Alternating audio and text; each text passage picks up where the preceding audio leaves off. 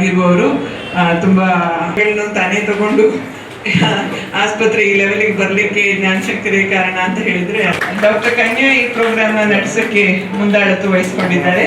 ಅವರು ಈ ಆಸ್ಪತ್ರೆಯ ಸೀನಿಯರ್ ಪೀಡಿಯಾಟ್ರಿಷಿಯನ್ ಆಗಿದ್ದಾರೆ. ಅವರಿಗೆ ಸ್ವಾಗತ. ಕಾರಣ ನಡೆಯೋದಕ್ಕೂ ಕಾರಣ ಪ್ರತಿ ಪ್ರೋಗ್ರೆಷನ್ ಆಫ್ ಇಂಡಿಯಾ ಅನ್ನೋದು ತುಂಬಾ ಕಷ್ಟಪಟ್ಟು ಬಂದಿದ್ದಾರೆ ಅನ್ಸುತ್ತೆ. ತುಂಬಾ ಬೇರೆ ಬೇರೆ ಕಡೆ ಪ್ರೋಗ್ರಾಮ್ಗಳಿದ್ದಾವೆ ಹಾಗೂ ಬಂದಿದ್ದಾರೆ. ಸೊ ನಮ್ಮ ಸ್ವಾಗತ ಹಾಗೂ ವಂದನೆಗಳು. ಜ್ಞಾನಶಂಕರ್ ಅವರು ಪ್ರೋಗ್ರಾಮ್ ನಡೆಸ್ಕೊಡಕ್ಕೆ ನರ್ಸಿಂಗ್ ಕಾಲೇಜ್ನ ಸಹ ಭಾಗಿತ್ವ ಇದೆ. ಅಲ್ಲಿಂದ ಒಂದು ಸ್ಕಿಟ್ಟು ಇದೆ. ಟೈಮ್ ಮಹಾದೇವಯ್ಯ. Thank you.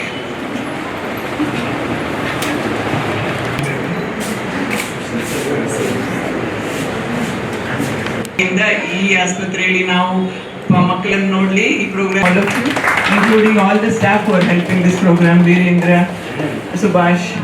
ಏನಂದ್ರೆ ತಾಯಂದಿರಿಗೆ ಎದೆ ಹಾಲಿನ ಮಹತ್ವವನ್ನು ತಿಳಿಸ್ಕೊಡೋದು, ಅದರಿಂದ ಆಗುವ ಉಪಯೋಗಗಳು ಹೇಳೋದು, ಮತ್ತು ಅವರಿಗೆ ಒಂದು ಬೆಂಬಲವನ್ನು ಕಲ್ಪಿಸ್ಕೊಡೋದು, ಇದರ ಉದ್ದೇಶ ಈ ಒಂದು ವಾರ ನಡೆಯುತ್ತೆ.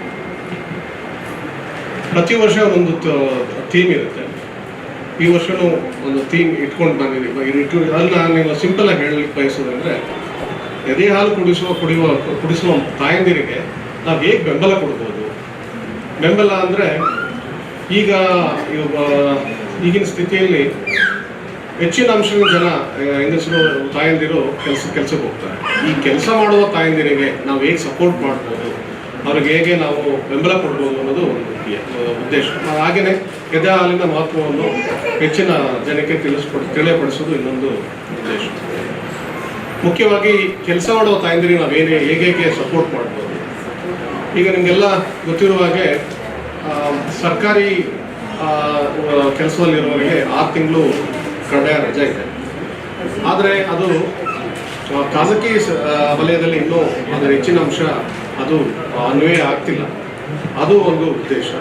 ಹಾಗೆ ಕೆಲಸ ಮಾಡುವ ತಾಯಂದಿರಿಗೆ ಆ ಕೆಲಸ ಮಾಡುವ ಜಾಗದಲ್ಲಿ ಅವರಿಗೆ ಎದೆ ಹಾಲನ್ನು ಕುಡಿಯುವ ಒಂದು ವ್ಯವಸ್ಥೆ ಕಲ್ಪಿಸ್ಕೊಡೋದು, ಮತ್ತು ಅವರಿಗೆ ಫ್ಲೆಕ್ಸಿಬಲ್ ವರ್ಕಿಂಗ್ ಅವರ್ಸ್, ಅಂದರೆ ಈಗ ಸರ್ಕಾರ ನಿಯೋಜಿಸುವುದು 8 ಅವರ್ಸ್, ಅಂದರೆ ಅವರಿಗೆ ಸ್ವಲ್ಪ ಕಡಿಮೆ ಅವಧಿಯಲ್ಲಿ ಅವರಿಗೆ ಕೆಲಸ ವಹಿಸೋದು, ಮತ್ತು ಸಹೋದ್ಯೋಗಿಗಳ ಒಂದು ಏನು ಹೇಳ್ತೀವಿ ಸಪೋರ್ಟ್, ಇದು ಈ ವರ್ಷದ ಥೀಮ್. ಹಾಗಾಗಿ ಇಲ್ಲಿ ಕೆಲವು ತಾಯಂದಿರು, ಅವರ ಅಜ್ಜಿಯಂದಿರಿದ್ದಾರೆ, ಮತ್ತು ಸುಶ್ರಿಕರಿದ್ದಾರೆ. ಅವರು ಹೆಚ್ಚಿನ ಅಂಶ ಅವರ ಸ್ಟೂಡೆಂಟ್ಸ್ಗೆ ತಿಳಿಸ್ಕೊಡ್ಲಿಕ್ಕೆ ಕೆಲವು ಮುಖ್ಯವಾದ ಅಂಶಗಳನ್ನ ನಾನು ಇಲ್ಲಿ ತಿಳಿಸಪಡಿಸ್ತೇನೆ. ಎದೆ ಹಾಲಿನ ವಿಷಯವಾಗಿ ಹೆಚ್ಚಿನ ಅಂಶ ತಾಯಂದಿರು ಈಗಲೂ ಕೆಲವು ಮೂಢನಂಬಿಕೆಗಳು ಎದೆ ಹಾಲಿನ ಬಗ್ಗೆ ಇದೆ.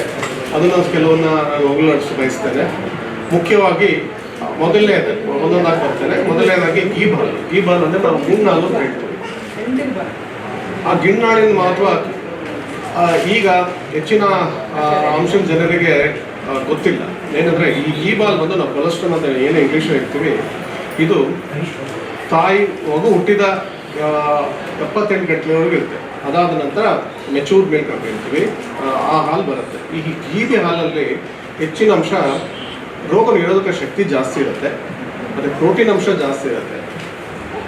ಆದರೆ ಇದೊಂದು ಏನಂದರೆ ಗೀಬಿನ ಹಾಲು ಬರೋದು ಭಾಳ ಕಡಿಮೆ ಬರುತ್ತೆ, 60ರಿಂದ 70 ml ಬರುತ್ತೆ ಅಷ್ಟೇ.